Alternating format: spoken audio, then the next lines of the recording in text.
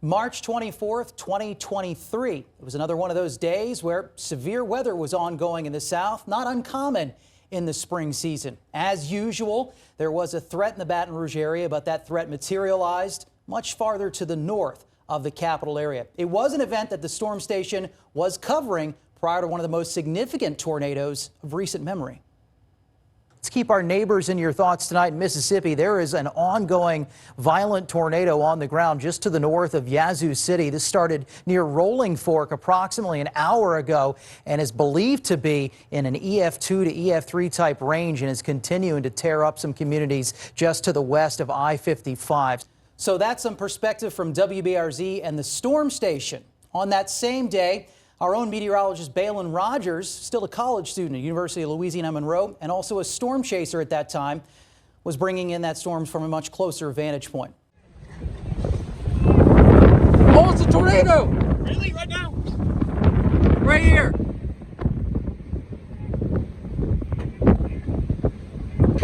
There's a giant tornado right here.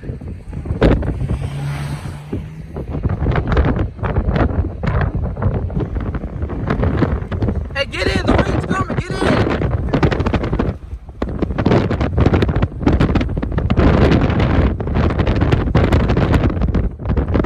Power flash! So, Balin, after we see that video of you guys now chasing this roaring tornado, where are we on the ground and how close are we getting to ground zero, Rolling Fork, Mississippi? So at this point, once the tornado does touch down, it is southwest of Rolling Fork, and we're east of the tornado on this north-south facing road. So I can see the tornado out to my west. That's when I'm hearing the roar of the tornado. I can visibly hear it, and it does sound like a train off in the distance. So we're basically paralleling this tornado as it moves off towards the northeast. And I'm looking at radar, and I realize this thing is going to make a direct impact with the town of Rolling Fork. And I'm telling my friend, like, this thing's about to move right through Rolling Fork. And one of the things you can tell when it's getting closer to a population center is a telltale eerie thing you'll see in tornado chase videos that you have some you're going to be showing here, but you can describe to people. You start to see flashing, and it's not always just lightning. What are we seeing? Well, you were seeing power flashes from those power poles. Basically, the transformers are overloading when the winds hit the power poles and start knocking them down, and that's what we started seeing. As it was entering the southwestern portions of the town, you just start seeing these bright flashes of light, pretty much illuminating the tornado even better than the lightning. And that was just a telltale sign that this tornado was no longer in open fields. It was entering a populated area. And talking about Eerie, that's a point that for a storm chaser, where the awe of the science and the fascination with weather does take a backseat into your memory, because you know at that point bad things are getting ready to happen. Yeah, we knew at that point we're gonna have to assist, and we might see some damage, and that's something you never want to see as a storm chaser. We always like to chase in the plains where there's very sparse population, lots of open fields, so there's nothing for these tornadoes to hit, and that's reason to celebrate as a storm chaser. Tornado touches down, open field, dissipates, and that's reason to celebrate. But in this situation, we're in the southeast, a lot more population, a lot more places to hit, and that's when our minds turn from, wow, there's a tornado to, oh my goodness, it's going right through a populated area. And surely the National Weather Service not only had a tornado warning on the storm, it was already on the ground, a tornado emergency, alerting people to take cover, get themselves to any means necessary to protect life and property, their loved ones, their pets. We see the devastation in some of the pictures and the video you're going to be sharing here during our interview. Once that storm continues to move on out of Rolling Fork, at that point, humanity takes over. The chase has ended. We're not following this tornado anymore. Yep. It's time to lend assistance where you can.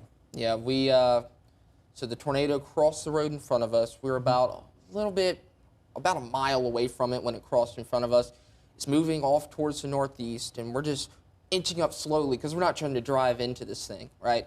But we were starting to see power flashes off towards the right of the road, and we could still barely see the tornado in between the power flashes and the lightning. So we're like, okay, we're safe to drive forward. So we begin to creep forward, and I've never been to Rolling Fork before, so I didn't know what it was supposed to look like, right?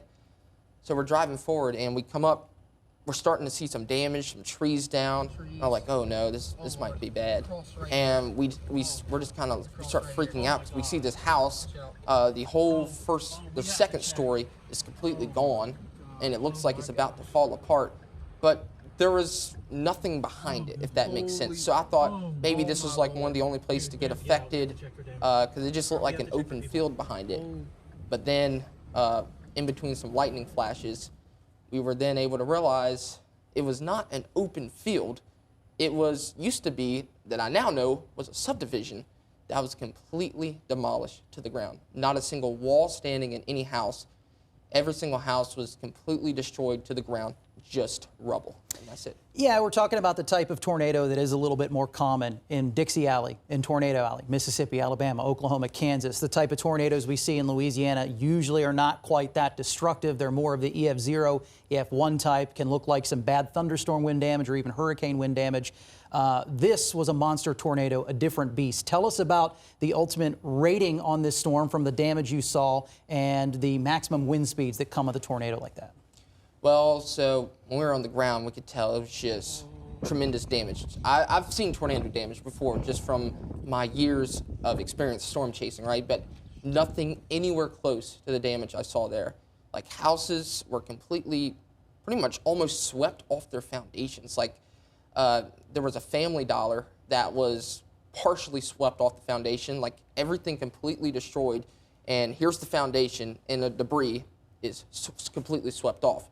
So the National Weather Service went in there, and it took them months to rate this tornado, but they finally came to a rating of 195 miles per hour EF4 tornado, which is about as strong you can get until you get to EF5, because EF5 is 201. So that's about the strongest tornado you're going to ever see, and it was actually one of the strongest tornadoes in the past decade. As we wrap this up, a question or two left. One, I would say, what is maybe the most powerful thing you saw that day, or one of the most devastating pieces of damage that you saw that will stick with you? Well, so we first got out.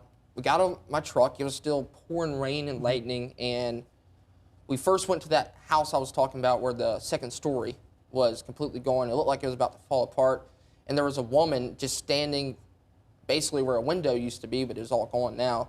And she was holding her dog. She was scared to death, and we helped her out of her home. And we thought that house was really bad off, but what we soon came to realize, that house was one of the lucky ones. And everything else behind that house, there wasn't any wall standing. The first floor wasn't there. There was nothing. It was just a slab or a foundation with debris on the side. So I walked behind that house, and you could smell natural gas leaking everywhere. People were just screaming everywhere for help, and I've never felt more helpless in my life. I didn't know what to do at first because there's so many cries for help. And the worst part, the police station that was there got completely demolished as well, and there was no paramedics anywhere in sight. They had to drive all the way from Vicksburg, so it took them around an hour to get there after the tornado. So me and other storm chasers were the first responders, and we had to act as the EMTs, or the first responders. And so we just started going to piles of rubble where we heard people screaming from underneath it, and we just started going piece by piece. That's all we can do, and there's nothing else we could do. Just grab this 2x4, throw it away, this piece of glass, throw it to the side. And there was one house that we were at for around 3 hours. And me and other storm chasers were able to pull 10 people out of this one pile of rubble.